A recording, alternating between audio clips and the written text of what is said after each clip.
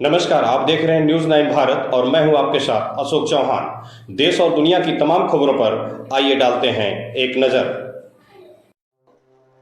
उत्तराखंड के महामहिम राज्यपाल लेफ्टिनेंट जनरल गुरमीत सिंह जी सेवानिवृत्त ने उत्तराखंड के श्रीनगर स्थित राष्ट्रीय प्रौद्योगिकी संस्थान के चतुर्थ दीक्षांत समारोह में मुख्य अतिथि के रूप में प्रतिभाग करते हुए संस्थान के कुल 108 लोगों को डिग्री, उपाधि और मेडल प्रदान किए। राज्यपाल ने डिग्री पाने वाले सभी लोगों को शुभकामनाएं प्रदान करते हुए उनको राष्ट्र निर्माण में अपनी सक्रिय और सकारात्मक भूमिका का निर्वहन करने का आह्वान किया।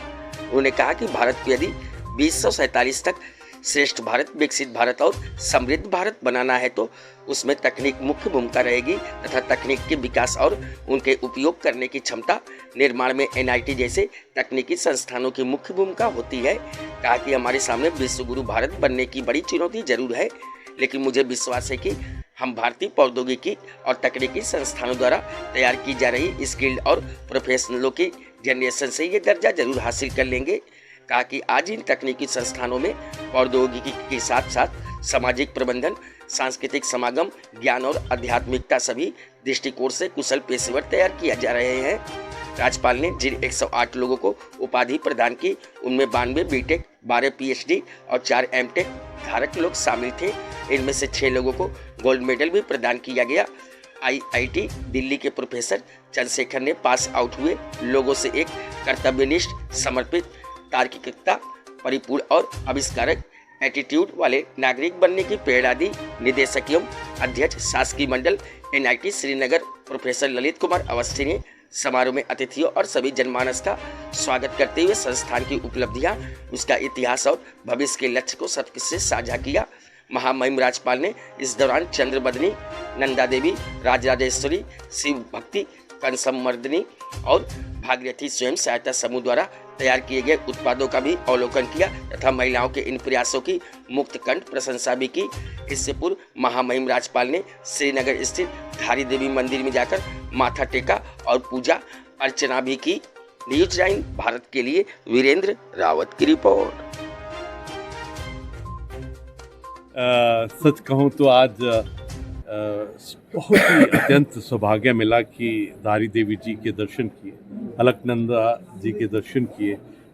जो धारी देवी जी के वहाँ जाकर एक आनंद आया, जो एक सच कहूँ एक डिविनिटी, स्पिरिचुअलिटी और अंदर से ही मज़ा आया, वो अपने आप में अलग है। और मुझे बहुत खुशी हुई कि वहाँ पर जब दर्शन किए, जितने भी श्रद्धालुओं से मिला मैं। और ये तो एक मध्यम में रास्ता पड़ता है जब 4 धाम, और इस साल जो 4 धाम के 55 लाख से ज़्यादा जो श्रद्धालु ऑलरेडी रिकॉर्ड बन गया है, उसमें श्रीनगर का भी बहुत बड़ा रोल है।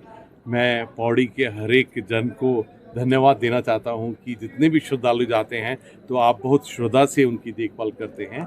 और आज जो धारी देवी में गया तो एक अलग ही एक फीलिंग हुई कि किस प्रकार अलकनंदा जी के ऊपर में एक स्टिल्ट्स के ऊपर के अंदर में धारी देवी जी को वहाँ स्थान दिया गया है।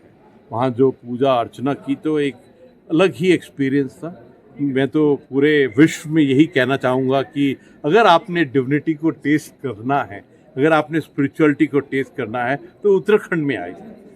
प्लान फॉर 4 धाम यात्रा, और 4 धाम यात्रा जब आप करेंगे तो धारी देवी जी का आशीर्वाद अवश्य लीजिए।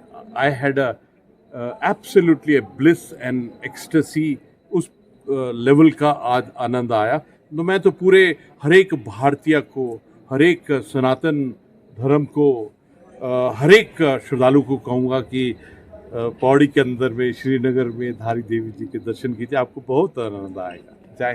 Thank you to all the dignitaries. Now I request on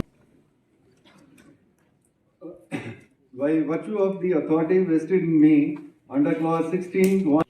may I now request Honorable Director